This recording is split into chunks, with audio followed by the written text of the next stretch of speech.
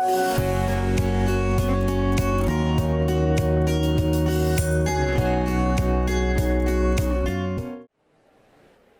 evening. Good evening and welcome. My name is Farr Curlin, and together with Warren Kinghorn, I co-direct the Theology, Medicine, and Culture Initiative here at Duke Divinity School. I want to thank our co-sponsors for this event, Duke's Global Health Institute and the Medical School's Trent Center for Bioethics, Humanities, and the History of Medicine. I also want to thank our colleague up front, Dr. Daniel Stulak, who has worked tirelessly together with Mariana Slutskaya of the Aurora Prize to put together all the details of Dr. Catena's visit to Duke. And we have worked him hard these 3 days.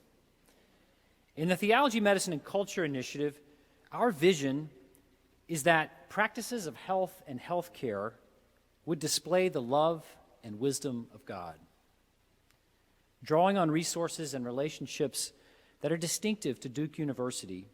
We invite participants in our programs to reimagine and to re-engage the practices of health and healthcare in light of Christian tradition and the witnesses of Christian communities. As a project in the university, we focus on intellectual formation. As a project of Duke Divinity School, we do so in service to the church's vocation in the world. You can learn more about the TMC initiative online, but know that we particularly welcome healthcare students and practitioners to come study and learn with us. In TMC, as we call it, we do a lot of reading and talking about ideas, as you would expect, about what is at stake morally, ethically, spiritually, theologically, in how we respond to suffering, illness, and disability in ourselves and in our neighbors. But the point of all this talking about ideas is that we might see more clearly how to move and choose and act in this world that God has made, and to do so with humility and wisdom and love, made possible by a God who first loved us. Toward that end, it helps very much to see exemplars of the patterns of life to which we may be called, people we can follow, whose witness calls into question how we are living now and what we think we know. Dr. Tom Catena is such an exemplar, and we are delighted and privileged to have him speak with us this evening. Through the generous support of the Thomas and Mara Lehrman family, Dr. Catena will inaugurate this evening a new endowed lectureship named in his honor. In future years, the annual Tom Catena Lectureship will bring to Duke those whose work displays innovative service, scholarship, and institution building at the intersection of theology, medicine, and culture. Some, like Dr. Catena himself, will be exemplars of faithful service who embody and inspire solidarity with those suffering injury, illness, and disability, particularly in underserved contexts. Dr. Catena this afternoon has told us of some of his living heroes, people we are already anxious to meet. Some will be scholars whose writing and teaching has brought new knowledge and understanding regarding the moral and spiritual dimensions of the practices of healthcare. And finally, some Catena lecturers will be those who, like Dr. Catena himself again, have built and or helped to lead innovative institutions that foster theologically inspired practices of care. We think, for example, of the late Jean Vanier, who founded the L'Arche communities. In all cases, Catena lecturers will be invited to speak candidly about their own spiritual journeys and vocations, and to cast a vision for how clinicians and trainees might follow in their paths and join them in the work to which they are committed. Now, please welcome Greg Jones, Dean of the Divinity School, who will introduce our speakers this evening.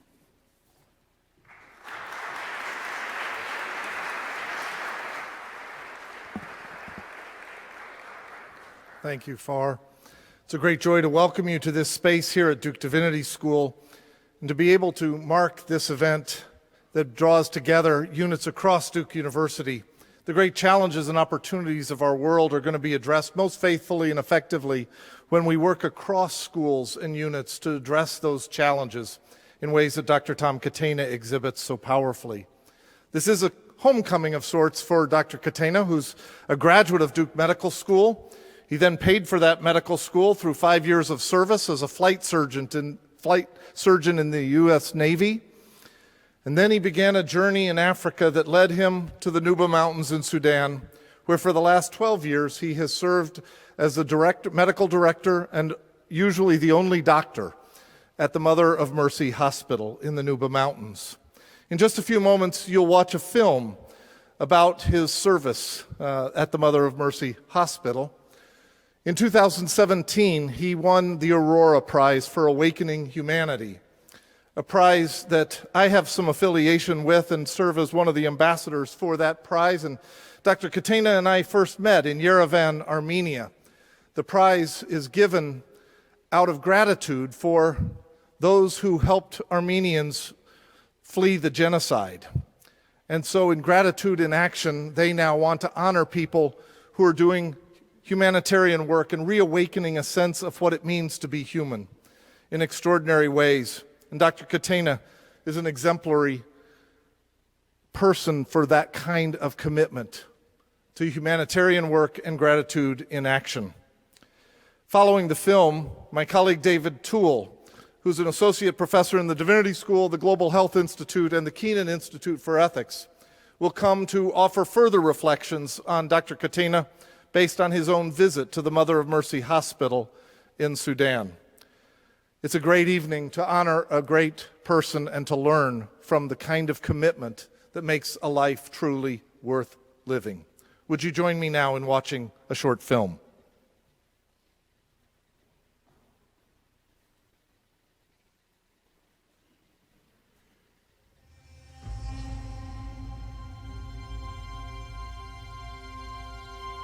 The thing that impresses me about the Nuba is their sense of independence and their feeling of pride, but we have a sense of dignity. We are humans. We're the equal to anybody else. I love that about them.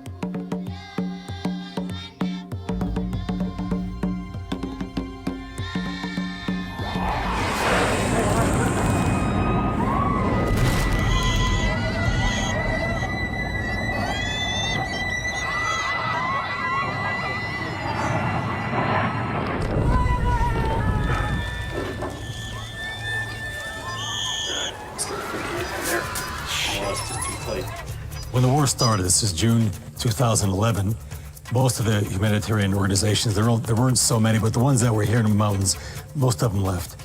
Some of the hospital staff, the expatriate staff left. I stayed behind, Amoni's sister stayed behind, and the priest stayed behind. We all felt the same thing. We felt this is really the moment of need for the people here. All that time when I was the only doctor, I was responsible for all of the patient wards. So I was the doctor doing the rounds and following the progress and taking care of them.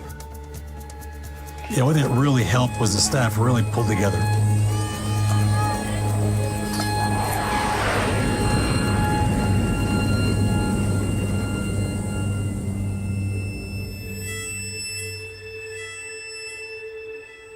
When those things happen, you say, I'll do any other job in the world. Let me be an accountant, because books don't bleed, people don't die, you're just doing numbers. And your brain is just on fire. And then something brings you back. Whatever, some kid comes up or somebody that you didn't think would do well survives. You're like, come on, man, just grow up, just do your job. You gotta do it.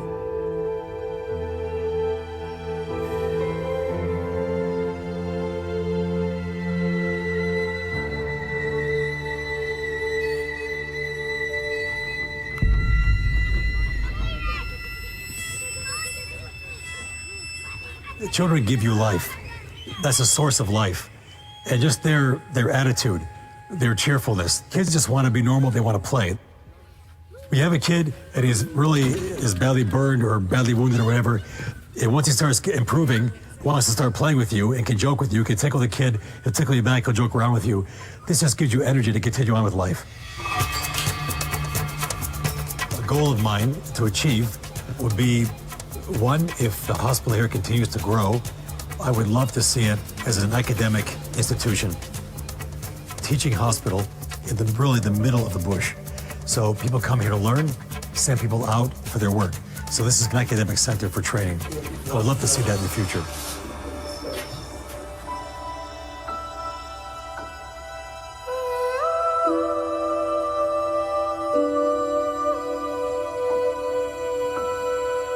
Everybody have the spark of God in us. So use that spark. You, individual, you have that within you. You can do something. What it normally takes is a will. Care about another human being. You care deeply about another person.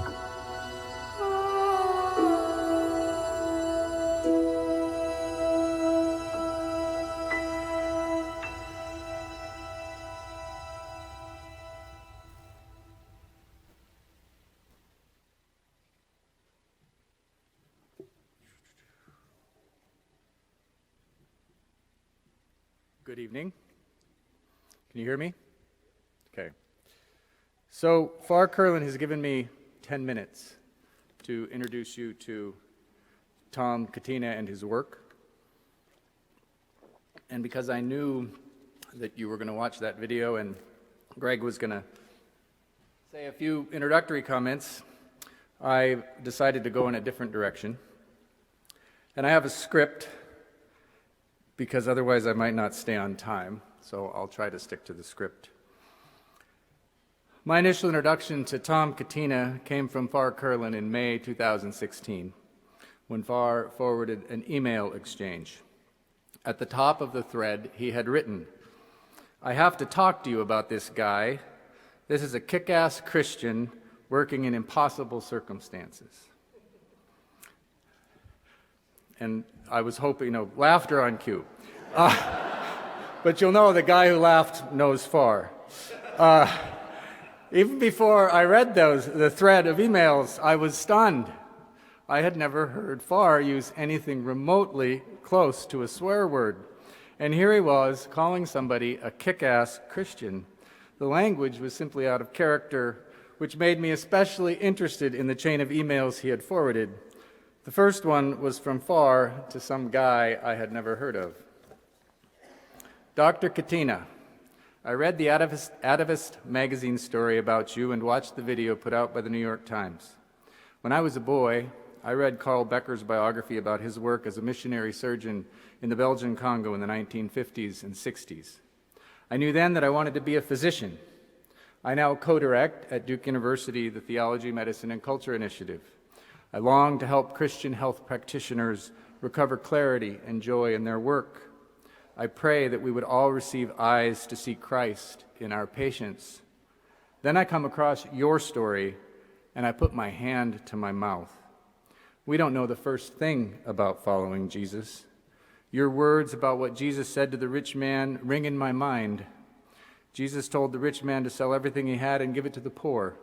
In the Atavist story, you said, quote, "I don't think Christ was kidding. He wasn't saying that just to bust the guy's balls. He was serious. Sell all this shit and come and follow me." Now, even if via quotation, Far was now speaking thoroughly out of character, and whoever this guy was, I was reading along with increasing interest. Far closed by saying, "I know you rarely come to the States, but if it ever makes sense, we would be honored to have you come spend time with us at Duke. Anytime. We would be deeply honored. Your appreciative little brother in Christ, Far." The reply came in a matter of hours. "Dear Far, greetings from Nuba, and thank you for your encouraging email. I read with interest your note and about your program. Might take you up on that offer someday. Situation here still tenuous. We're now 5 years into civil war, which shows no signs of abating. 2 days ago, we received several wounded from an aerial bombardment. We did a shoulder disarticulation on a young man who had his arm completely mauled by the explosion. A 6-month-old baby was dead on arrival. Last week, 6 children from that same village were killed by a bomb dropped into their foxhole. Perhaps the best Christian response is one of perseverance and solidarity with the people. Appreciate you reaching out to me. In Christ, Tom." Because of various distractions, it took me a year, but after reading these emails and talking to FAR, I reached out to Tom in May 2017. After a few introductory comments in an email, I got to the point. Would it be possible to visit you in Mother of Mercy Hospital in Sudan sometime in the coming months? That may be a crazy idea, given what I read about the situation these days, but I have a certain commitment to trying to show up in these places where God is at work. That said, I also have a certain commitment to not being stupid. Now, what I meant by, would it be possible to visit, was, would it be safe to visit? I actually thought that was pretty clear in my wording. But apparently, Tom and I had different understandings of possibility. He replied, "Dear David, greetings from the Nuba Mountains. Yes, I would be very interested to have you visit us here, although it is likely not possible in the next few months. The rains have just started and the single road in and out of here will be impassable for the next 5 months until the rains end in early November. We are in rebel-held territory. You will need a travel permit from the rebels. I can start that process if you have some rough travel dates. Thank you for your interest in Nuba. Peace, Tom." With the idea of traveling in the summer squashed, I responded by suggesting some fall travel dates, noting that if the trip fell in the middle of a semester, I might not have much time, only about 9 days. Tom replied, "There might be some obstacles. The 9 days will not be enough, as it can take 4 days to get here, if all goes well, and the same number of days to get back to the U.S. Would you be able to free up a longer period of time?"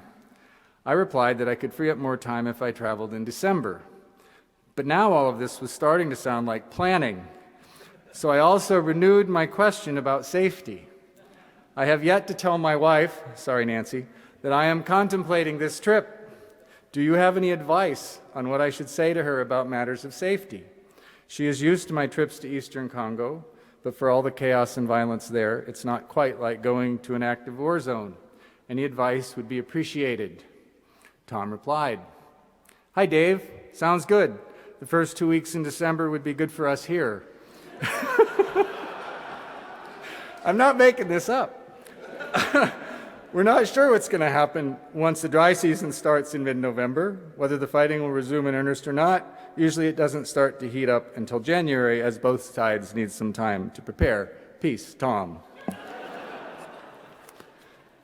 After that email, I gave up and never asked Tom about safety again. I simply tried to adjust my mind to his sense of possibility, and I told Nancy about what now seemed to become a plan. Then, in December 2017, I made the journey to the Nuba Mountains. There were a few obstacles, and it took me 9 days to get there. I spent 5 days with Tom in Sudan, and on the 4-day trip home, I started writing about what I had just experienced. Here are the words I put on the page in the opening paragraphs. A friend of mine calls Tom Catena a kick-ass Christian, but perhaps the most helpful thing to know about Tom is something else.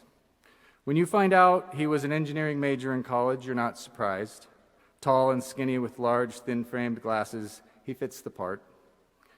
When you learn that after college he decided to pursue medicine, it seems fitting enough. You had heard him speak of his natural facility in science and math, and he has a deep voice and a warm personality. You can picture him at someone's bedside.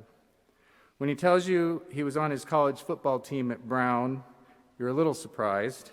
But then, backing up 30 years, you can imagine him deploying his analytical mind as a quarterback, or maybe launching that lanky body into the air to catch a pass. But then he tells you that he played nose guard. Nose guard, you say, in utter disbelief. You guess that only on a good day, right after eating a big meal, he might weigh 165, but only because the frame is big.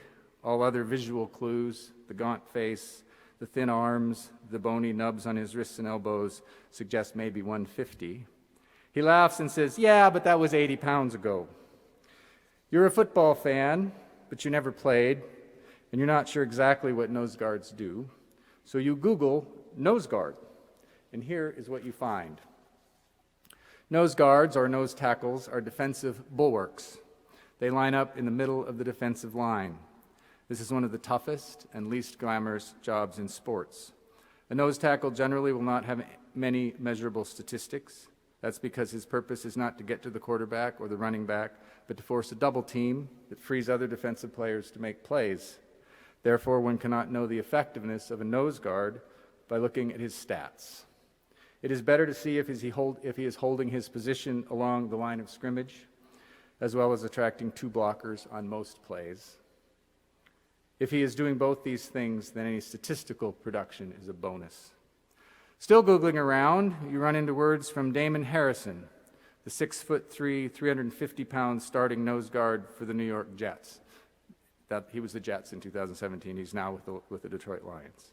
He's describing his position. You're responsible for almost 3 guys on the offensive line. On any given play, you could be double-teamed or triple-teamed. You're rarely single-blocked, and if you are, you're expected to dominate and make the play.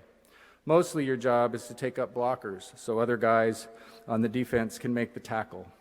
If you look at numbers, the nose tackle position is probably the only position on the field where you get some type of contact with somebody on every play. It takes a toll on your body. You feel it in the fourth quarter. Usually you're running off adrenaline. A few more Google searches and you find what coaches have to say. One coach offering advice to young nose guards keeps it simple.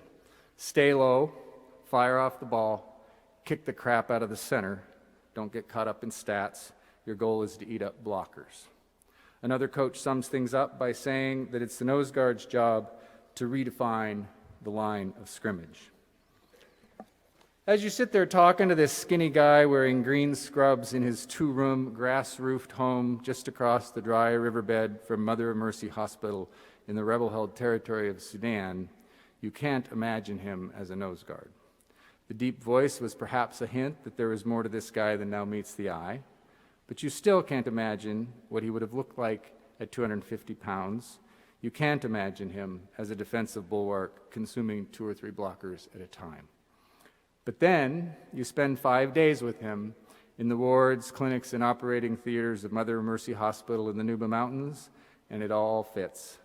Firing off the ball again and again, contact on every play, constant double and triple teams, tireless work to free up others to make plays, nothing left in the fourth quarter but adrenaline, no glamour, and mostly no stats to show for it, but still the incessant drive to eat up blockers and kick the crap out of whoever or whatever is lined up on the other side of the ball.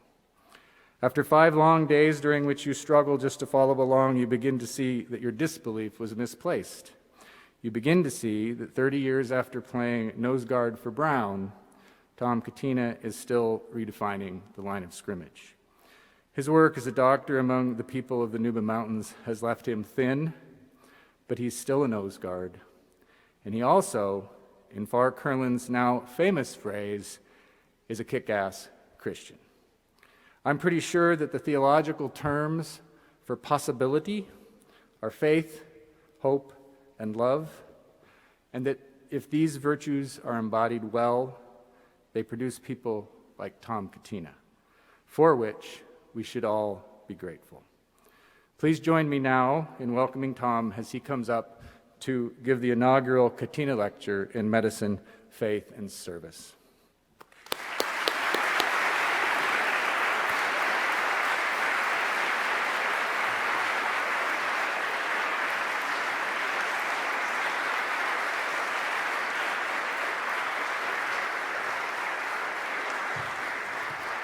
Oh boy, good evening.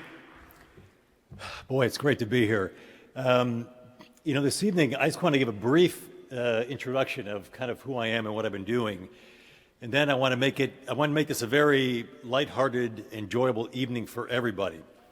So I think afterwards, I'll have a few questions from Dave, and then we probably want to open up to people to interact with us and ask questions. So the way I see this is for your benefit. I kind of know my story. I have to live every day, but we want to transmit that to you. And what I hope to get out of this is that what will shine forth is my love for Christ and my love for the Nuba people, more than anything else. Dave, that was fantastic. What a great description of a nose guard. It's funny because when I played 80 pounds ago, my defensive coordinator, Mike Church, who was this rough and tumble guy, And my church says, Catena, you're a nose guard. That's the position for the village idiot. And I took such great pride in that. Like, the village idiot, this is awesome.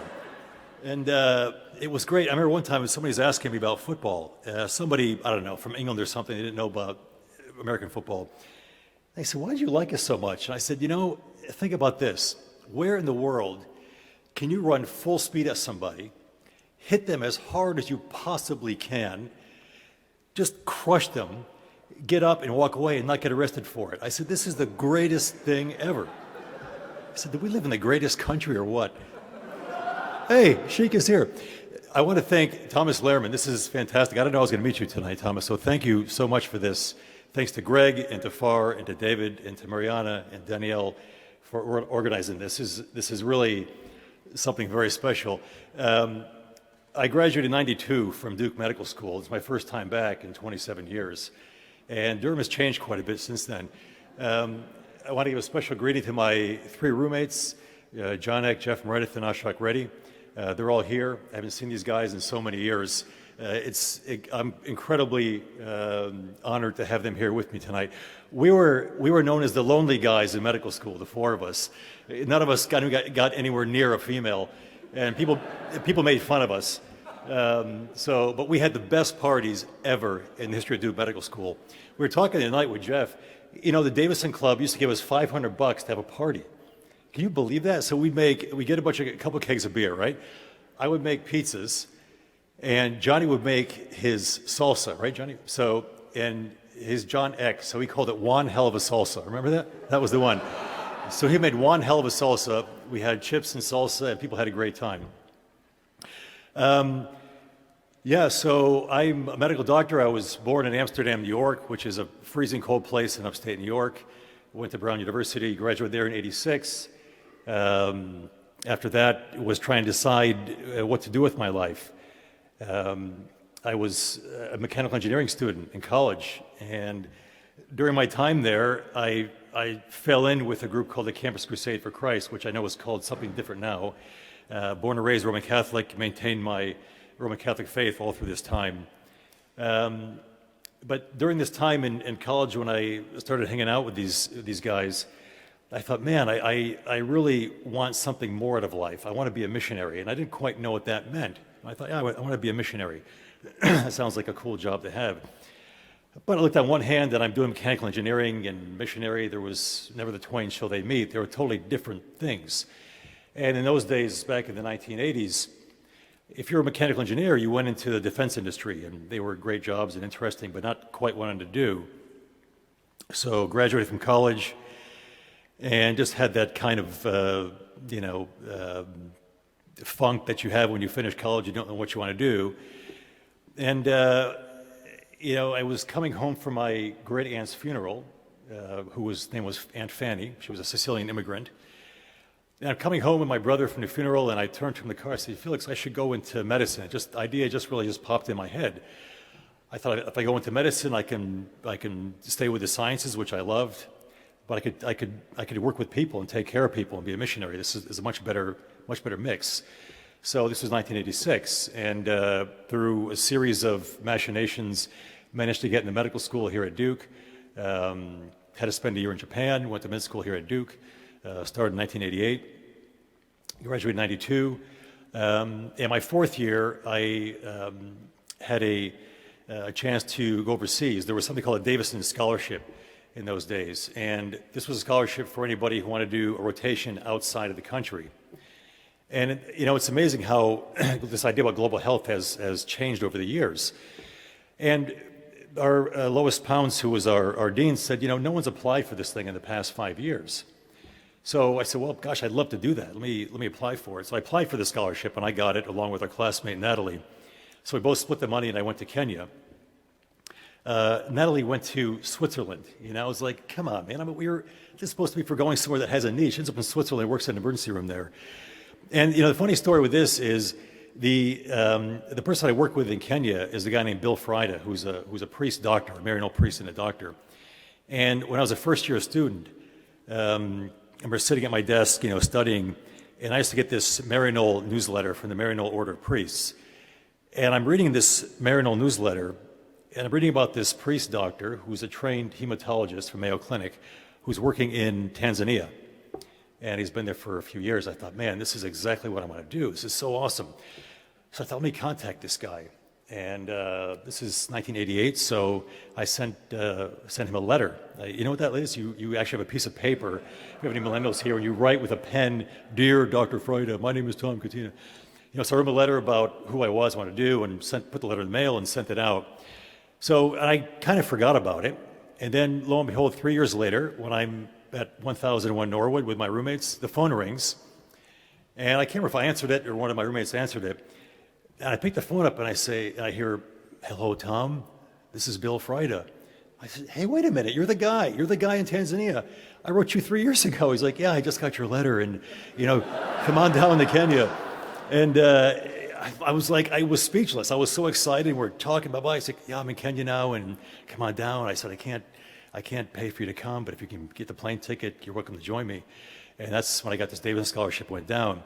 And that was kind of a very pivotal time for me because it really cemented in my brain that this is what I wanted to do.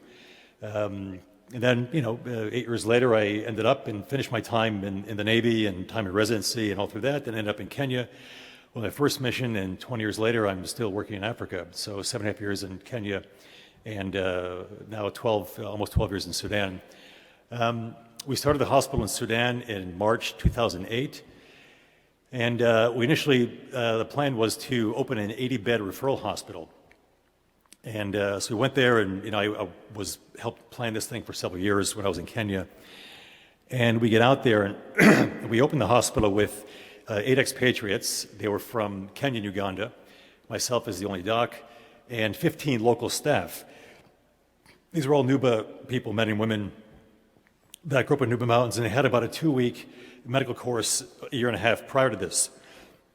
Of these 15 people, I thought they were nurses before I went there. I thought we were getting 15 Nuba nurses, but when we get there, we found out that they were not nurses.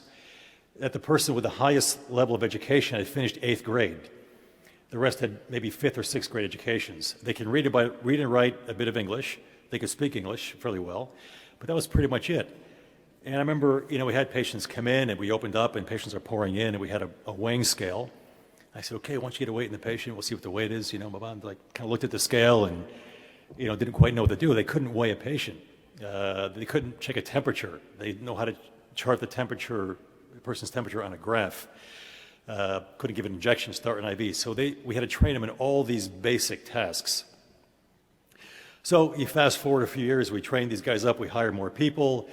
We're moving ahead. Now, things are getting tense in Sudan. This was an interim peace period. Sudan's a country which got its independence January 1st, 1956. And since that time up till today, 2019, they've had 11 years of peace. So 63 years as a country, 11 years of peace. So this is the environment all of our people there have grown up in. So now it's June 2011, war breaks out again. Total chaos. I get emails from my sponsoring agency, which was sending me there as a lay missionary, and they're saying, "Tom, we're getting intelligence from Juba, which is 1,000 miles away, that the situation there is very dangerous. You have to evacuate. We're working out with our partners how to get you out of there." And we're going back and forth, and the other expatriates are saying, "Look, I got a family at home. I need to go." And I'm saying, I don't want to go. And the sisters were there, and they didn't want to leave. And we weren't sure what was going to happen. There were a lot of aerial bombardments. The Sudan army was quite close. We weren't sure if they were going to overrun our position. There was a lot of uncertainty and a lot of fear. And finally, my sponsoring agency says, "Tom, you have to evacuate. If you don't leave, we're going to terminate you." I thought, and I wrote back, I'm a volunteer. I said, "Terminate me, who cares?" So I said, "I'm not leaving." So, it was very much a moment of truth for me. And it was not that difficult. It was a crystal clear moment for both me, for the Kamboni sisters who were there, and for the priests. And we all were of the same mind, saying, we are here as missionaries. And what kind of a witness do we give if, things get hot here and things are rough and we pack up and leave? What is that? What kind of Christian witness is that to the people here? And, okay, these expatriates were leaving, but, the rest of the people were staying. They weren't going anywhere. The needs were the same. And the truth is, and I don't mean to say this in an arrogant way, but if we left, myself and the sisters, a lot of people would have died. Just to give you an example, the expats, other expats left at 6 in the morning. They went out, we had to get them out secretly because the Sudan Army was getting intelligence that an airplane would be coming into Nuba to pick up people and leave. So once they got that intelligence, they would leave their base up in El Obeid in the north, come down and start bombing the airstrip and try to hit the airplane that was in the ground. So this all had to be done top secret. So they all get spirited away at 6 in the morning. So staff come at 6:30, they see the other guys are gone, we get them together, talk to them. 8 o'clock, on the dot, 2 or 3 trucks show up full of wounded. Most of them were civilians. And one lady, I still remember her name was Urshalim, which means Jerusalem in Arabic, and her arm was pretty much blown off. Her cousin came in and his hand was blown off from here. Other ones had abdominal shrapnel wounds. And they came and we were looking at each other. I'm looking at these, Nuba on the job trained staff. I said, look, guys, it's our time. We got to do this, And we did it. We got people in. I went and read the books, how to give anesthesia. Started, doing the anesthesia, intubated the patient, did the operations, and we did what had to be done. And the staff really pulled together. Nobody panicked, and we just kept moving forward. So I think it just... It was very telling to me that this was the first, what I took away from this, and when I reflected about this later, after we kind of took care of that batch of wounded, was the attitude I was getting from people on the outside was, look, Tom, you come out, go to Kenya, stay in a nice place, have a beer, hang out there for a while. When things calm down there in Nuba, you can go back when it's safe. And I thought, what the hell is that? I said, if you do that, what you're telling me is that my life is worth more than the lives of the people here. And that's really not right. It's a very un-Christian attitude to have towards people we're serving. And the sisters were of the very same mind, and I think in solidarity, we'll just stick it out and hang tough. And anyway, that was 2011, and the civil war has continued up until this present time. Our current situation is a bit better. There's a new government in Sudan. The dictator Omar Bashir was deposed in a coup this past April, just 6 months ago. He's out. He's actually in prison. I saw a thing on television a couple months ago. I forgot where it was, but I saw something on television, and it showed a courtroom scene in Khartoum. And there was a cage in the corner of the courtroom. I looked inside, and Bashir's in the cage. I thought, there's Bashir, he's in the cage. This is great. So he's in a cage now, and he's under trial. So we're hoping he goes to ICC for war crimes. He's been indicted for war crimes by the International Criminal Court, and we're waiting for him to stay on trial there. And there's a transitional government in place now. It's half civilian, half military, and we'll see how it goes. We have a ceasefire right now. We're still fairly cautious. I would say cautiously optimistic, because half of that ruling council is made up of military members from the former regime, all of whom have a lot of blood on their hands. So we'll see who really has the real power in Sudan and see what happens. But we're people of hope, and we hope that we'll have a good situation there. We'll see how it works out. So I think I want to stop there, if that's okay, David. I don't want to drone on too long, but I just want you guys to relax and come up with questions or comments you have. And yeah, thank you.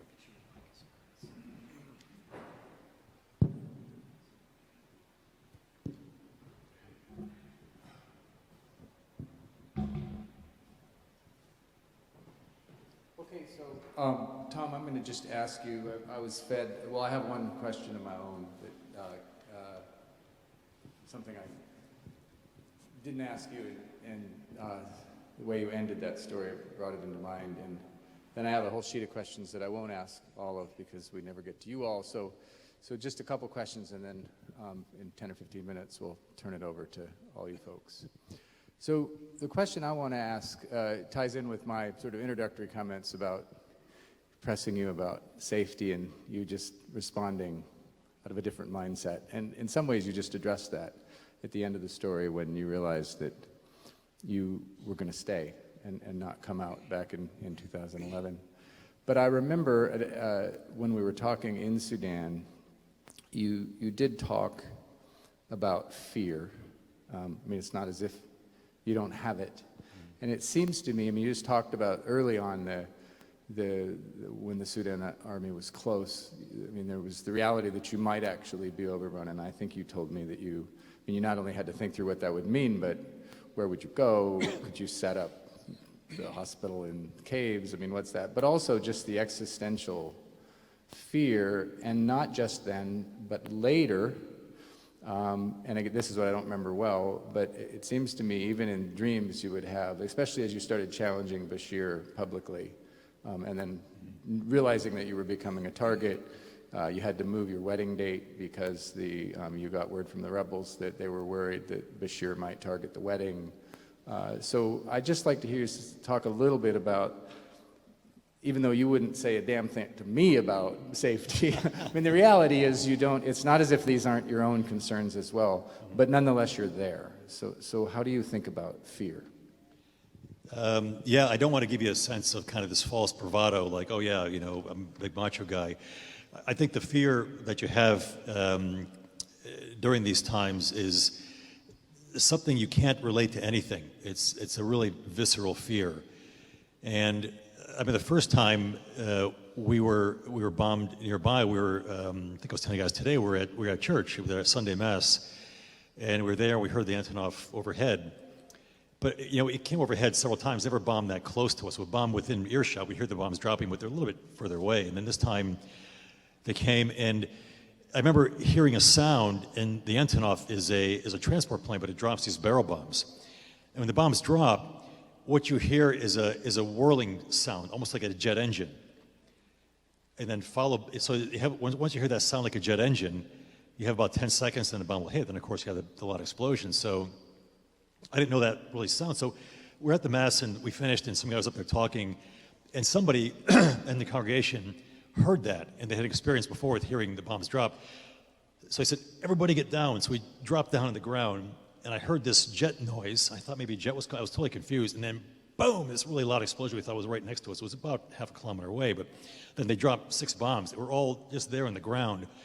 And I remember lying there, and I just had this overwhelming urge to burrow myself into the ground. I just couldn't. I just felt like I had to just dig.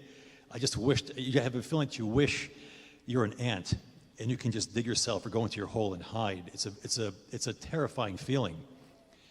And, you know, there's just no way around that. And there's no way to deal with it. You just try to hide yourself as best you can and just try to get through it. You pray and you say, look, this might be my last moment on earth. Who do I have to forgive? What's going to happen to me in the next few minutes? And all these thoughts kind of go through your mind. There was this issue you were talking about. This was after we were married. So we went to actually doing a going away party for one of the sisters on a Saturday night. And we went to the sisters' convent, and one of the priests comes and shows us a note from the local Esplanade North government officials, and they said, look, we want all the expatriates have to leave tonight. This is like 7, 8 o'clock on a Saturday night. It's already dark out. They say you all have to leave because we have intelligence that the Sudan army, their position was pretty close by. They're going to have an offensive tonight, and they're going to overrun your position. You guys would need to go down to the refugee camp in Ida for safety. So we went, we all met. There were some Kenyan teachers there and some Kenyan staff and Uganda staff. We all met, and then we decided, okay, well, I would stay, and the sisters would stay, and one of the 2 priests stayed, and the rest of the people left. They went down to the refugee camp. And that whole night, we heard artillery shelling, and I was just thinking, you know, going through all these contingency plans, like, what do we do? Now I'm married, my wife's there in the bed, and I can't sleep, so I'm thinking through all the possibilities. I think, okay, if they come, they start shelling the hospital, because they were just outside artillery range. If they get a little closer, they can reach, they're within artillery range, they can start shelling the hospital. So, okay, if it starts happening, we'll rush down to the hospital, get the patients out of their beds, take them behind, there's a rock outcropping fairly nearby, we'll put everybody back there, we'll find there's some caves up in the hills, we'll kind of set up a little operating room in the caves. We're kind of going through all this stuff during the night. And the next day, like, nothing quite happened that night, and the next morning, it was a bit of a surreal day because this was on Sunday, and I was given an honorary degree from my alma mater from Brown University, and I was supposed to address the crowd by Skype. And you know, when they have these situations that I hadn't slept the whole night, and this thought kept going through my mind, well, I can't evacuate because I have to address the crowd at Brown tomorrow. Actually, we have a Brown crowd. Some of these guys were there at that thing. So as luck would have it, I'm ready, and we're supposed to do a live Skype thing, and the connection is terrible. So I see the whole ceremony, and they start counting down what I'm supposed to start speaking. I'm like, oh, what do I say? Blah, blah, blah. All these things are going through my mind. So like 10, 9, 8, and they get down to like 3, and the thing goes out, like the screen goes out. So I couldn't say anything. And they had a pre-recorded message that they played. But I thought it would have been interesting if I was able to talk to them and say, you know, I'm in this situation now. We're not quite sure what's going to happen today. I might not survive. So it's been nice knowing you guys. So it was really just a very strange day. But, you know, thanks be to God, we survived, and we're still here today to come back here. Okay, so I'm going to combine 3 questions here after I put my glasses on. So the overarching question that I'm asking you, but I'm going to give you a few details underneath it, is could you talk about the communities that have formed you? So, you know, a deeper sense of how you sort of became who you are. But there's 3 questions that tie into that to give you some sense of where you might go. What have the Nubian people taught you about being a Christian? Yesterday you mentioned that you've learned a lot more about God during your time at Mother of Mercy than you ever learned before. Could you talk, what does that mean? What have you learned about God? And then,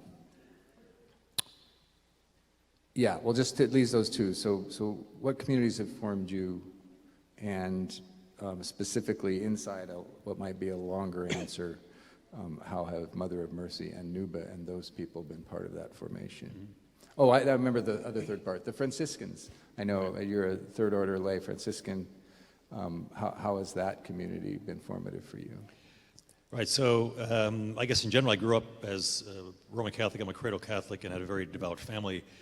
My father went to daily mass. My father just died in February this year, but he went to daily mass every day from like 1968 until the day he died. You know, so this was a very much part of my upbringing. I think I was kind of a typical Roman Catholic or Christian growing up. Kind of went to church on Sunday, you know, and that was kind of, yeah, that's what you did. This was your obligation on Sunday. Outside of church, you kind of did what you wanted to do.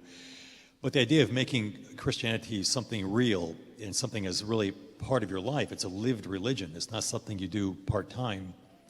That really came into play when I was in college, and I got up with this Campus Crusade for Christ that I mentioned before, and through their campus minister, Kent and Denise Dahlberg, who are still good friends of mine to this day.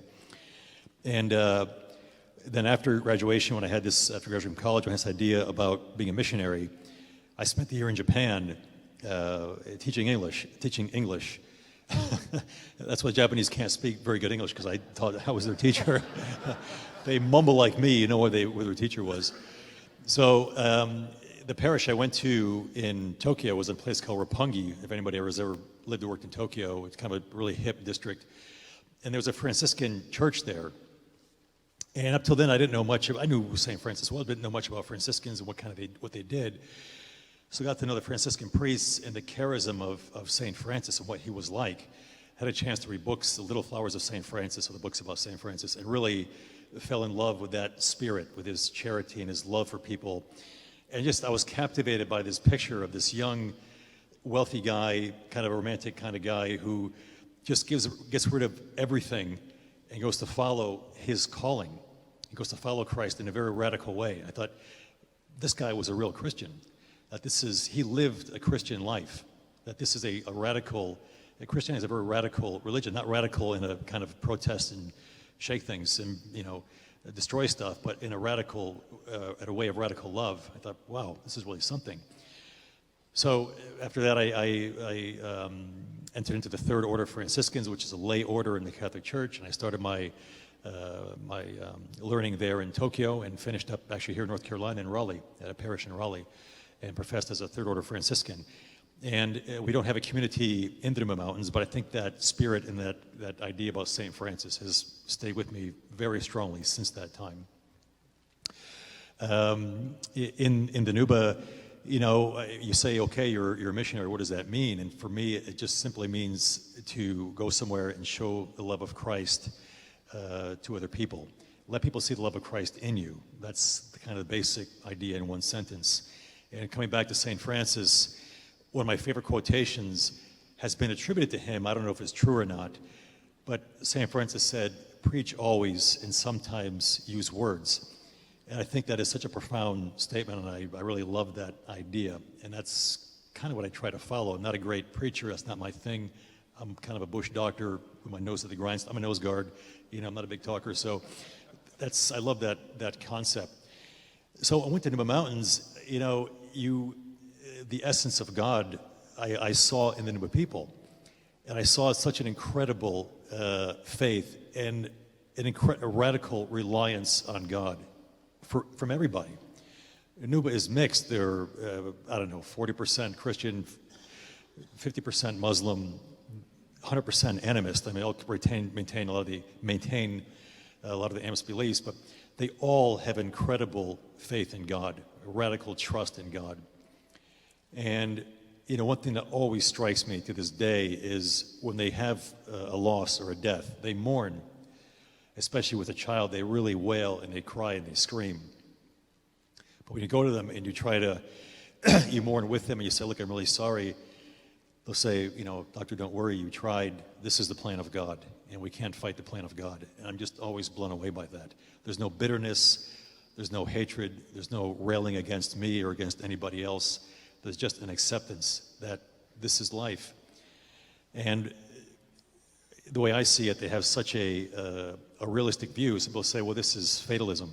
They're fatalistic because of their years of trauma. They don't have access to this and that. But I don't see it that way.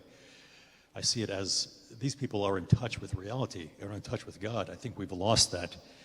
I think the technology and everything else has separated us from reality and from God in the Western world. So this, to me, has been an incredible lesson. Their generosity and their spirit of life. They have something called the fadl. Fadl in Arabic means welcome. And I can't remember if I was telling somebody today, or I can't remember what it was, but you can't walk past somebody. If it's a kid eating a piece of bread, 5-year-old kid, you can't walk past anybody there who's eating something without them saying to you, fadl, which means welcome. And they mean it. They may come and join us. Come and share with what we're having. I got a piece of bread, I'll split it in two, you take half. And they mean that very sincerely. And it's very touching. They have a culture there because we often have patients that'll walk several days. People that have worked in other countries have the same experience. They walk for days to reach the hospital.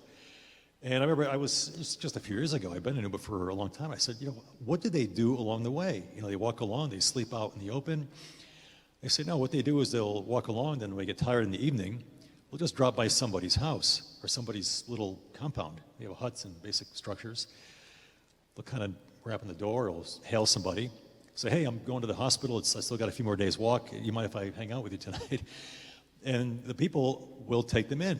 It's almost it's out of a sense of obligation. You've heard this in some desert cultures. They'll just take the person in. They'll go and they'll fetch water for them. They'll prepare a bit of water so they can wash for the evening. They'll make food for them. Whatever they have, they'll share with them. They'll make sure they have a clean place to stay. They'll spend the night with them. The next day, they'll make sure they have some tea and some bread or whatever, and they'll send them on their way. The next night, the same thing. And it's done without even any thought. And when you transfer that to some of our way of thinking, we're a bit closed in, and we have, this is mine, this belongs to me. I don't want to share it. I mean, I do the same thing. I grew up in this culture, and it's just such a wonderful concept that I hope the Nuba never lose. I'm a bit fearful of development, to be honest with you. I hope they don't lose these wonderful characteristics. So I think, let me ask you one more, and then let's turn it over to all the folks here. Can you just describe a day in the life of Tom Catena when you're in Nuba, and maybe, you can start wherever you want, but it might be interesting if you start, say, at the end of a day, at your night. I hesitate to say sleep, but at that point, from there, what does a day look like as you go through the next 24 hours? Well, I guess in the evening, when I finish hospital work around 6 maybe, with patient care stuff, and then I usually go to we have an office there that has internet access, and last time I have to go through the emails, at least to download them, I've got a little iPad thing, so I can download the emails onto that. Try to answer back ones that are urgent. Other ones that are not so urgent, I'll just keep on the iPad, and I try to get home as soon as I can. Now I'm married, so you know how it is when you're married. Your wife is always waiting for you to come home and say, what are you doing? You're taking so much time there. So the same pressure there. So I try to rush home as soon as I can, keep my wife happy. And when I get there, I go down and sit down, and she's hooking and doing whatever. He says, "Oh, welcome home, blah, blah." Give her a big hug and go sit down and open up the emails and start pecking away at them. At least I'm home, and she's at least happy that I'm there, and I can finish the emails. It takes another hour. And then we have supper. She comes, say our prayers in the evening, and have our supper, which is a pretty basic food. It's the staple food there is sorghum. It's kind of mashed and boiled sorghum. It makes kind of like polenta, but made with sorghum, which is a brown grain. And it's the basic food. It's what they have every day. My wife is a Nuba. She's from the local tribe called Tira. And before we married, we were courting, quote unquote. You can't really do courting there. I can talk about that later. But we're kind of buddies, And I was saying, Nazim, what'd you have for supper last night? Trying to make conversation, smooth guy. And she says, I had food last night. I said, okay, you had food. Great. What kind of food you have? She goes, I had food. I said, what do you mean? She says, I had asida. So asida, the word in their language, the asida, the basic food there, the word for food and the word for asida are the same thing. That's what you have. You have food. You have the asida. And, there's a reason why when you go in Durham or Washington, D.C. or New York, you don't find Nuba restaurants. The food ain't that great. So it's kind of a clump of this stuff. It kind of looks like a cow patty. And you pour a sauce over it made from okra. So you guys are from the South, you know what okra is. But they take okra, dry that, pound it into a powder, mix that with water, and it looks like slime, okay? If you guys are pulmonologists, it's really rough to eat that stuff. So they pour that over, and you gotta, you can't eat with the hands, and it's dripping all over the place, so eat it. My wife loves it, So eat that food and go ahead and chat a bit. And then, I'm just on call, so hang out at the house, and usually I'm called in for something, some disaster, and go in, try to sort things out back and forth, and then go to bed, try to get in bed and get some rest. And, I'm often called during the night for an emergency, but oftentimes I'm not. And it just kind of depends on the season, if there are casualties, not casualties, if we have women in labor, if there's a problem. I can't sleep anyway. If there's problems or not, I'll wake up at 3 in the morning or 2 in the morning, wide awake, and then the tape recorder starts playing. I think about all the cases we had. I'm sure there are a lot of medical people in the room. I'm sure you have the same problem. The operation you had today, did I make that stitch right? Did I miss this? Is this patient doing okay? Why has the staff not called me? Are these people dying? So I'm up for the rest of the night. So morning comes, thank God. Can't wait for the morning. So usually 5:30 we get up. We go to Mass. We have a daily Mass there. We're fortunate to have a priest. So on the way to Mass, we say our rosary, which is, for those who are not Roman Catholic, a rosary is the prayer really to the Virgin Mary. That is a very powerful weapon for many, many things. And we're great devotees of the Virgin Mary and the prayer of the rosary. Anyway, my wife and I say the rosary on the way to the church, and we go there and have our morning Mass till about 7. We come back home, have usually some coffee and maybe a piece of bread or something, or leftover asida, and then go to the hospital. And then get to the hospital and start the rounds. So around 7:30 we start ward rounds. And the numbers can vary over the years. We go from anywhere from 350, sometimes it was over 500 patients to get through on the ward rounds. And you just, you start with number 1 and you finish number 500. You just get through them all. We don't do a full social history on each patient. We don't ask how many packers they smoke and how was the relationship with their mother. We just try to get through things and really try to stamp out fires and get through everything and try to be obviously as compassionate and as nice as we can to them. And get through all the patients on the ward rounds. Then on Monday, Tuesday, Thursday, and Saturday, finish ward rounds anywhere from 12 to 2 o'clock, then go to clinic. By this time, they're lined up and start cranking through outpatients. And that can be anything, whatever walks through the door.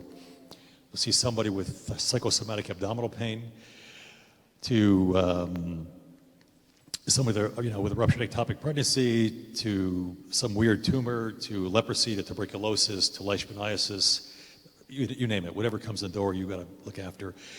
We have not seen any fibromyalgia, or what's the other one? The chronic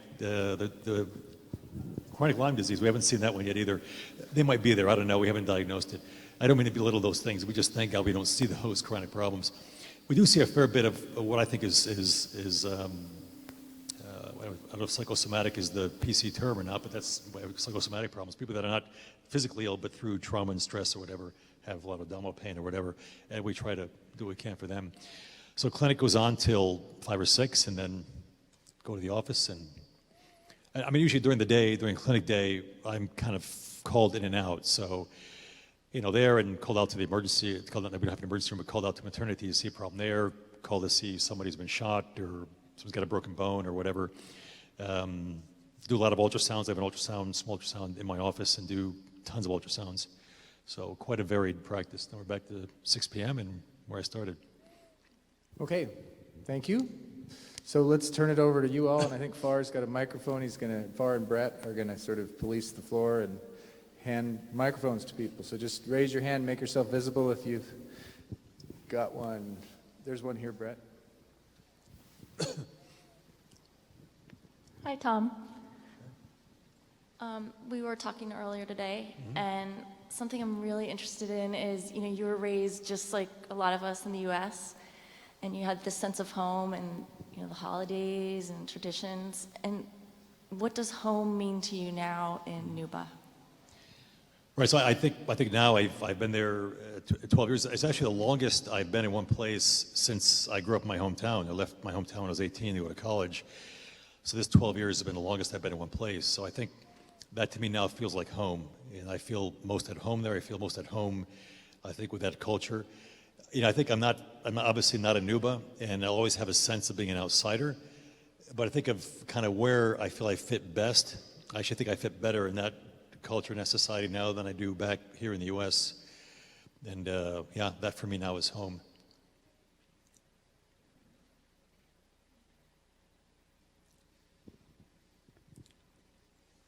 The guy in the yellow, how about?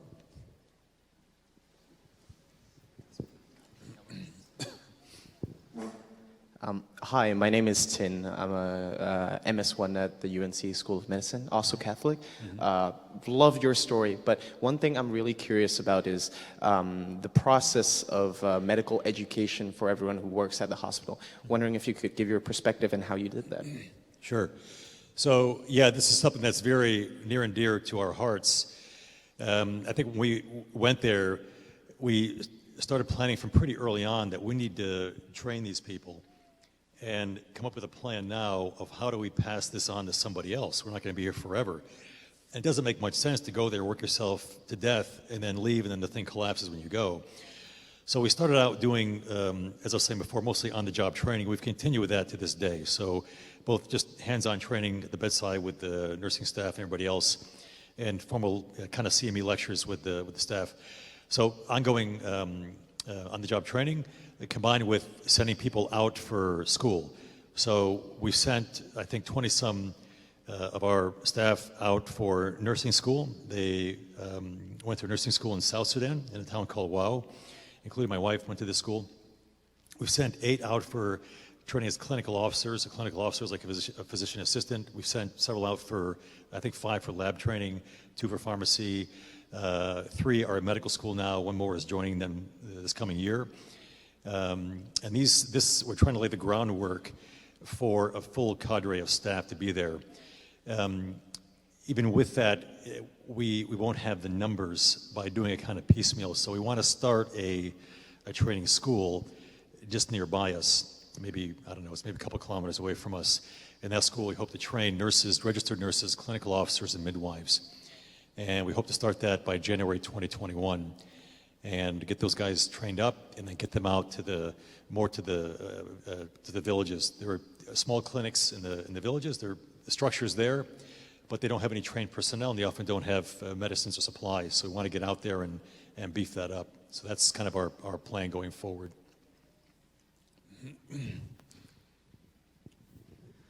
Hey, my name's Camille. I'm a second-year medical student here at Duke. I was wondering how mental health care plays a role as the only physician in a pretty trauma-prone area, and if you've had to change your thinking about how that is based on where you are. Yeah, very good question. You know, there's been a bit of a push recently to upgrade mental health care in Africa, and to answer your question, we do almost nothing for mental health care, very little. It's just kind of what we can do, what I can do as a family practice doc, and what we try to teach the staff and what our clinical officers can do. It's an area that we are way behind on, that we really need to upgrade. So we're in the process now. I'm trying to find, we have one of our clinical officers is a lady that we hired her on the job years ago and sent her off for clinical officer school. She's back now doing her clinical officer internship with us. And I want to send her out for training, some kind of training in psychology or psychiatry. I don't know, there's not really a set course that I know of. I'm trying to find a course somewhere maybe in Kenya or Uganda. And I keep looking around, I haven't found one. So I want to get somebody trained officially in mental health. So that person can come back, and that can be the person we can refer people to. We have a lot of, we have quite a bit of the psychosomatic stuff I was talking about, I think is based in just stress and anxiety, kind of basic problems that you have anywhere. And we want someone to refer those patients to, because, you know, they come and we give them, you know, whatever, ranitidine or antacids, and we're not touching the problem. They've got some kind of problem, maybe not a hardcore psychiatric problem, but a psychological problem, or something which is bugging them. We don't have anywhere to send them to. So I think our goal is we're very inadequate, our services. The issue with trauma is interesting there. We don't have, despite the prolonged war, which has been, most people have grown up in war and it's been their whole life, I think the manifestation of trauma that we see, and this question was asked me earlier, I think what I can see is I see it coming out as rage, where people just can fly off the handle at the drop of a hat. People that are they're quite reserved, and they're quiet, and they're not kind of loud people, they're not violent. But sometimes there'll be something that will just kind of set them off, and you don't expect an angry reaction. It's like, okay, you know, you want to try to correct them in something or whatever, and they just fly into a rage, and you think it's just really unreasonable. And I think a lot of that is just repressed trauma and fear, that we was talking about when you're under this attack and you have so much fear, and you just push it down to survive. That's going to come out somewhere at some point. And I've noticed it in myself, so I think that's what we're seeing. And I think it would help to have somebody trained properly to come and really talk with people, with staff that kind of go off in these rages. Come and talk to somebody that can really go through this and counsel you properly, because we don't do a good job at it. We're not addressing it. We've been really much Band-Aid, you know, trauma care, crisis management mode for so many years. I think now, especially if we have peace, we need to move into these other areas that are huge needs for us.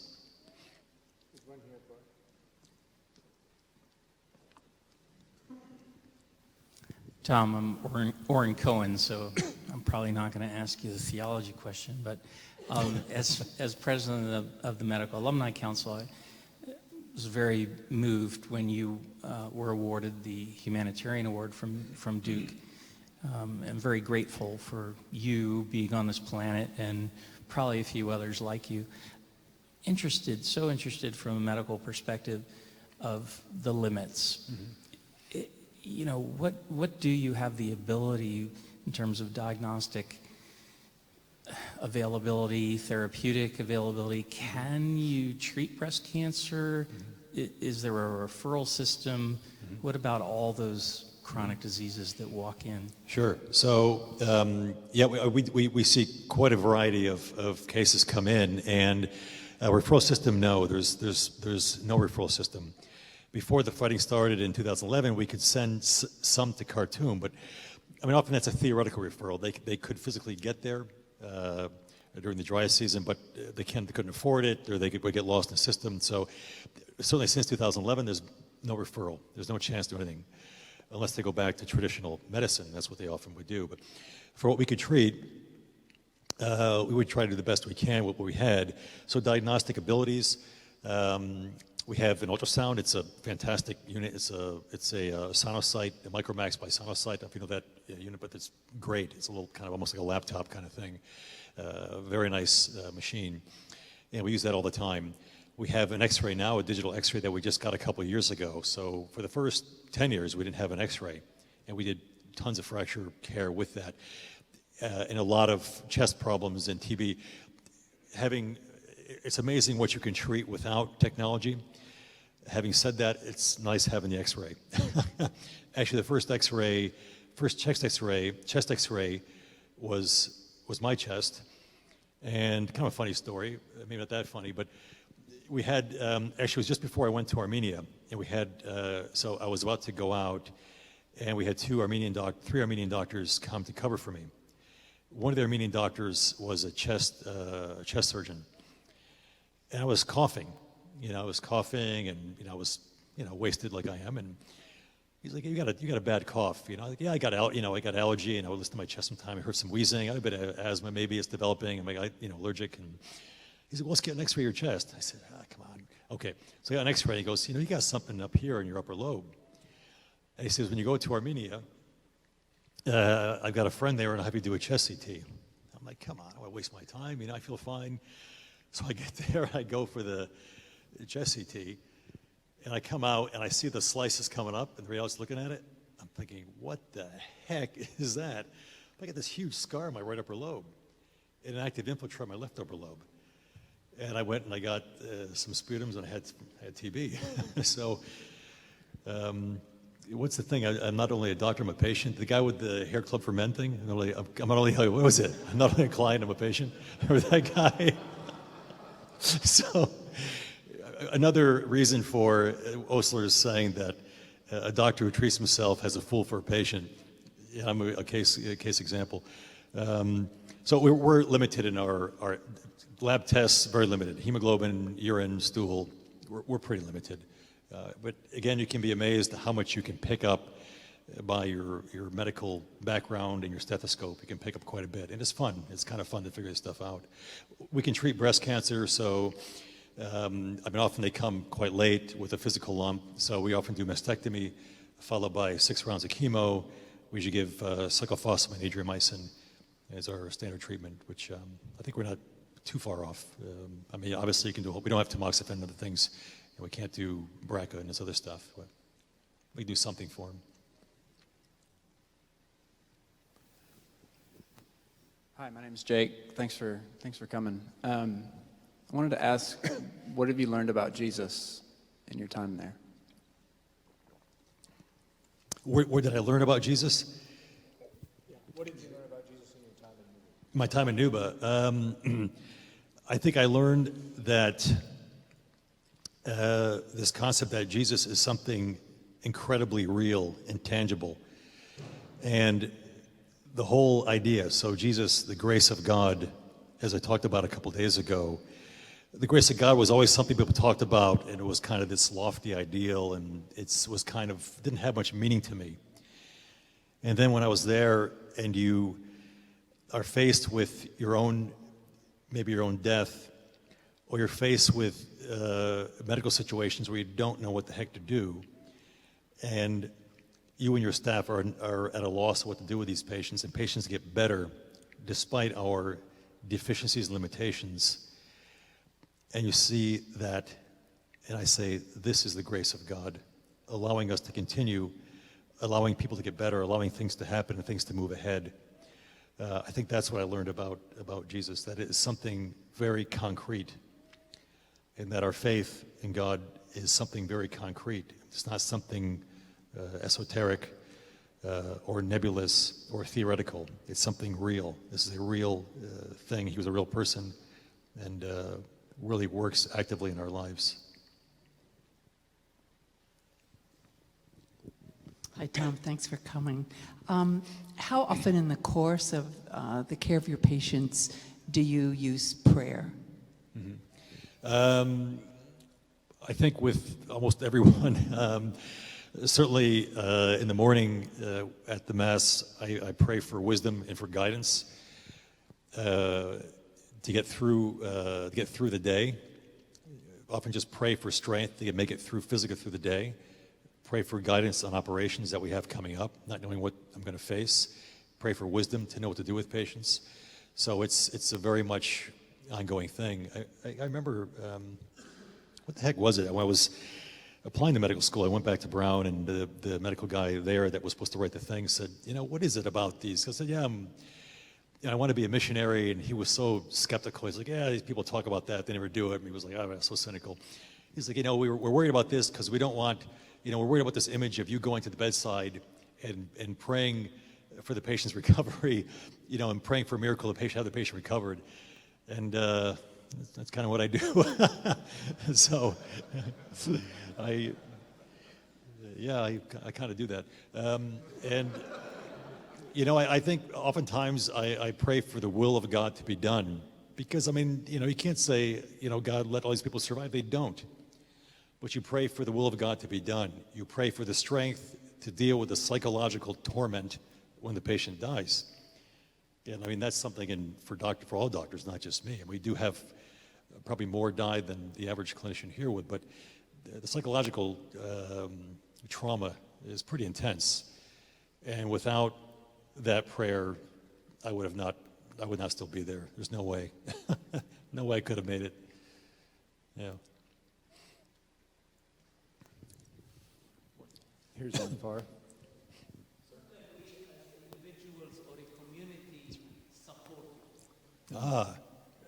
He's a plant, actually, so thanks for asking that question. I don't want to be crass. We're in a divinity school, so first and foremost, pray for us. And I mean that very, very sincerely. I can't tell you how powerful that was for me when I had people, strangers, writing me all the time, telling me, we're praying for you. Our friends have formed a prayer group to pray for you.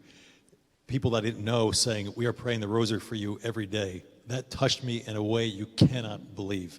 And those people had no idea how much it touched me. Because sometimes people say these things, we're praying for you, and you don't think about it, but that touched me so much. And I felt the power of those prayers, believe me, in a very tangible way, So first and foremost, pray for us. Pray for strength, pray for wisdom, pray for guidance, pray for peace in the Sudan, that these people can finally have a normal life. Second is, if you want to help in a tangible way, the easiest and the best to do is a monetary contribution. I can't say it a different way. It's just the truth. People often want to send materials to us, and I think they see that as being a grander thing, and it can help, but it's usually so difficult to do that. What happens is you send something, and inside the container is maybe worth $1,000. To have that reach us is $20,000. So it's much better to send us $21,000, and we can buy the stuff maybe in Nairobi, and it'll cost a fraction to get us up to us. So there is an organization that is our very close partner called African Mission Healthcare. And it's just, you can look up, they have a website called africanmissionhealthcare.org. Or if you just Google African Mission Healthcare, they've got a website, and there's what do you call those things? On the top, you push I think it says ways to help, and you push on that as a drop-down menu. I think my name, is there, Dr. Tom Catena, and you push on that, then it shows some ways to contribute financially. And that is a tremendous help. We are 100% dependent on individual donations to run the hospital. So you give $100, they don't take a dollar out of that donation. The $100 ends up with us.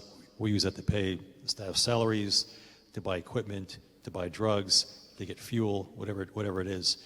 And it's a great help. That's a huge help.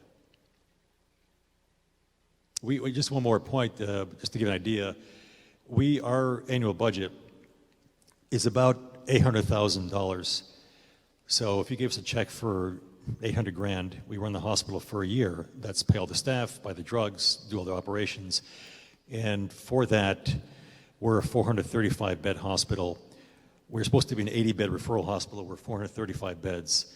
It will see about 130,000 patients, outpatient visits a year, do about 2,000 operations, 5,000 to 7,000 inpatients, 2,500 ultrasounds, I don't know, several hundred x-rays.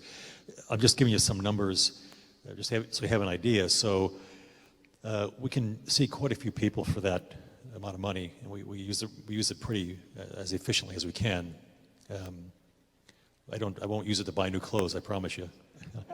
I'll have my scrubs back there waiting for me. There's one over here. It's this way.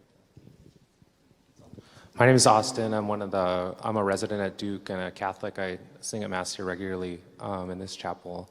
My question's about vocation. You talked earlier about kind of some of the expats in 2011 talking about their families and about the nuns and priests stayed, and obviously in Catholicism, nuns and priests have dedicated their lives in a special way. I guess, what advice do you have as people balance, if they have an American spouse, and balancing their vocation between professional and religious and all this sort of stuff? Yeah, really good question. Let me answer that by starting back in 1998, when I was in the U.S. doing my residency, and I really had this bug in me to go and do mission work. And I had a pretty serious girlfriend at the time, and we were dating, and things started getting fairly serious. And I said, "Hey, I want to go to Kenya and work there in a hospital." And she says, "Great. How long are you going for?" And I said, "Well, I want to go for a year, and then I don't know. I might stay longer. I might stay a couple years. I might stay longer. I'm not really sure." Not exactly the answer a woman wants to hear. She wants to hear, "Well, I'm going for 2 months. I'll come back and we'll get married." So she said, "Hey, I'm done with you," and she broke up with me. And it was very painful. I won't lie to you. It was really tough. And I look back at that, and I think, thank God she had the foresight and wisdom to say, "See you later, Tom," because I think it would have made her miserable.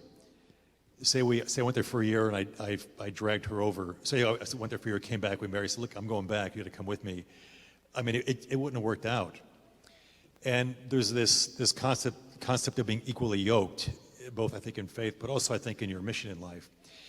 I think there are missionaries who go with their wives and with their families, and if your spouse has the same or similar vision that you do, also wants to do mission work or can fit into that work, and is equally as committed to it as you are, or somewhat equally committed to you, then I think it can work out. But I would really, it's really tough if one half of the equation wants to stay and do the work there, and the other half doesn't. I don't think that's a workable situation. You can probably do something more part-time, say if your wife doesn't want to do it, but you really are interested in it, something more short-term. You say, "Look, I'm going to go there for a couple months and I'll come back." There are people who do that, and they can be a huge help, especially once you finish your training and say you go to fill in for people or do more short-term missions. That can be a big help in a particular situation. That might be more of a compromise you can make. But I think to go in kind of whole hog, like for me, that was kind of make or break, and I think that's why I went so many years without marrying. I just married 3 years ago, and I married somebody from the mountains, so she's already there with me. It's kind of an easy decision for her to stay there, but it's she can't get out. So did I answer your question, Austin? Yeah. But I would encourage you to try to follow that. It's a hard thing, and I was heartbroken when my girlfriend dumped me. It wasn't something. I was like, see you later. It was painful. Tom, who have been some of the teachers or professors in grade school, high school, college, medical school who most influenced you, and what did you learn from them? Yeah, interesting. I would say, growing up, I would say grade school and high school. I wouldn't say, even in college. College, it was more probably this Campus Crusade minister was the guy that probably had the most impact on me in terms of my faith development, which I think led to this idea about being a missionary and kind of the work I'm doing now. After that, in going through med school, residency, probably the one that had the biggest influence on me was when I got to Kenya, and there were a couple of mission doctors I worked with. One guy's a guy named Michael Johnson, who we've talked about before. Some of you guys know him. So Mike is an African-American missionary doctor who'd been in Kenya for many years, and just a fantastic human being who really took time, is really a man of God, and took time with me to teach me surgery. He didn't have to do any of that stuff.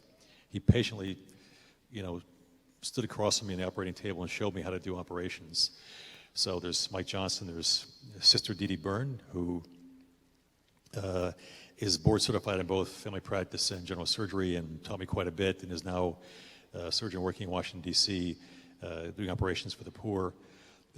Dr. Bill Frieda, who was my introduction into African medicine, the first guy I worked with when I was in Kenya many years ago. He was a great influence. The people I work with now, especially the African sisters that I've worked with, Sister Angelina, who's Ugandan Kamboni sister, Sister Anita, who's our current matron, the priest I work with, their fidelity to God, their toughness. These, I think, were the people. So more people outside of kind of, I know we're an academic institution, but that they weren't people kind of outside academia, formal academia. I think we have time for one more question, and then we will all depart to the reception down the hall.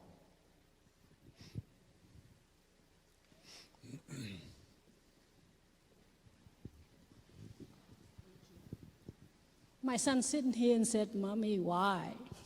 He was afraid I'm going to ask something embarrassing. So I would... That's what mothers are for. Exactly. I would really appreciate it if you would give some words of wisdom to the young people, like teenage, college, who are kind of searching for what I'm going to do, what career I'm going to take. Spirituality is very remote to them, per se. Yeah. I said something to my son about going to visit somebody, God will reward you. He said this, he said, "Mommy, but that's so far away." and I hope that it comes from you instead from me. Right, yeah. I was the same when I was that age. I could not, if my mother said something, I immediately rejected it. So don't lose hope. She just kept at it. For me, I was like, you're bugging me, but those words actually stuck with me. And after I matured a bit, I realized that what she was saying was the truth. So I think to advise young people, I think just try to structure your life so you can be of service to other people. And don't take that on as a huge responsibility and make it be a source of anxiety. I think there's already too much of that as it is. But just try to think of ways using your abilities and your talents. There's always something you can do. So I want to encourage people, you don't have to be a medical doctor working, in Africa to do big things. You can do anything. If you're a computer engineer, there's always something that you can do to contribute. It just takes a will. So I think everybody has something to contribute. I think when you're young and trying to grow up and try to figure out what you want to do, I think the only thing you can do is try to follow your heart. What is it you want to do? What's going to get you up in the morning to go to work when you're 20 and 30 and 40 and 50 and 60? You got a long life ahead of you. Make sure you're choosing something which you want to do. Listen to your parents, obviously, and listen to their advice and accept that. But make sure you're doing something that's not there just to please somebody else. Make sure it's your vocation. There were quite a few priests that I've known that became a priest because their mother wanted a priest in the family. It doesn't work that well, so make sure it's going to be your vocation as a layperson, whatever that is. And I think the second thing is just that everybody does have something to contribute. And don't become anxious about that. It's going to take some time and some introspection to see where your talents and abilities are and how you can use that to the benefit of somebody else. Something I often think about is, this thing a couple years ago, I was in Sudan, I would read stuff about this 99% and 1%, and there's all this anger and rage about it. But the truth is, I'm in the 1%. Yeah, I'm living here and as a kind of a hermit, but I'm in the 1%. I got $350 a month, and I'm in the 1% because I was given every opportunity in this life. I grew up in a fantastic, unbelievable family, very close family. Was given the chance and opportunities for the best education. Opportunities very few people in the world have, which I realized when I got out. And I thought about that afterwards, and you can use that to feel guilty, and don't do that. It's not productive. Okay, we're all in the 1%, fine. You've got great opportunities. And I think for me, the truth is that it's not only, you don't feel guilty about it, but at the same time, we all have an obligation to use those opportunities for the good of other people. And it's up to us as individuals to figure out what that is. I can't tell you what that is. And it's not to just give of your excess, to give from inside. We really do have an obligation to give back. Why was I, by the luck of the draw, born into this family? You have no idea. Someday I'd like to find out, God, why was I born into this family? And why was my wife born? Amazing. The family she was born into. One of 15 kids. Hunger, war. I said, we're going to end up in the same house. It's incredible how we end up together. But why was she born there and I was born in Amsterdam, New York, with all these opportunities? There's something to it. To whom much has been given, much is to be expected. Again, I think they were not joking. It's something serious, and we got to take that seriously. And the widow who gave her last 2 coins had the greater gift. So I think just think about this stuff. I don't want to put a guilt trip on people; it doesn't help. But I would ask you to just think about these things, and not. You can sound. I don't want to sound preachy and holier than thou. That's not the idea. But these are things I think about because I'm with you. I was given those same opportunities. And a very long answer to your question. All of you are invited to a reception starting now, just outside here in the Divinity School cafeteria. And please join me once more in thanking Dr. Toole and our special guest, Dr. Tom Catena.